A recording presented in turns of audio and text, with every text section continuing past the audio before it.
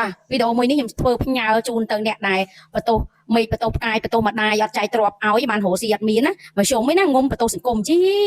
រួចទៅសង្គមនឹងจะពាក់អីដល់អ្នកហើយសង្គមនឹងខុសអីដល់អ្នកបានអ្នកបន្ទោសសង្គមចេះសង្គមចុះអ្នកអើយអ្នកសេដ្ឋកិច្ចធ្លាក់ជាសកលមិនមែនធ្លាក់តែសង្គមមួយនេះទេមិនមែនធ្លាក់តែប្រទេសជាតិមួយនេះទេហេតុអីយើងមានផ្នត់កំណត់បន្ទោសសង្គមតើសង្គមនឹងធ្វើអីខុសចំពោះអ្នកអើយអ្នកដែលគេនៅដើរអ្នកដែលគេនៅញ៉ាំអ្នកដែលគេត្រូវការគេនៅតែចាយលុយអញ្ចឹងជាពិសេសខ្ញុំប៉ុណ្ដើរណាទាំងក្រៅប្រទេសទាំងក្នុងប្រទេសខ្ញុំឃើញគេនៅតែចាយលុយគេនៅតែដើរគេនៅតែត្រូវការ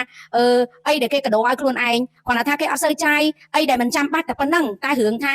កដោឲ្យខ្លួនឯង enjoy ឲ្យជីវិតខ្លួនឯងគេនៅតែដើរនៅតែញ៉ាំនៅតែចាក់សាំងតួសាំងឡើងថ្លៃក៏ដោយហើយដែលមានផ្នត់កំណត់បន្ទោសសង្គមតាមពិតយើងអត់កំណត់អត់កំណត់ខ្លួនឯងទេស្មាតោនិយាយឲ្យធ្ងន់តិចទៅណាអត់ប្រឹងរកចំណេះជំនាញឲ្យខ្លួនឯងរូបមន្តអ្នកមានអ្នកណាប្រឹងអ្នកនឹងបានប្រឹងទៅរកចំណេះជំនាញឲ្យខ្លួនឯងទៅចង់រកអីទៅរៀនសិនទៅកុំចេះលំហើយក៏ដើរកុហកបោកប្រាស់គេដូចរឿងត្រីអញ្ចឹងណាទំនុកចិត្តសំខាន់ណាស់ណាលឺដើខ្ញុំមានតែប៉ុណ្ណឹង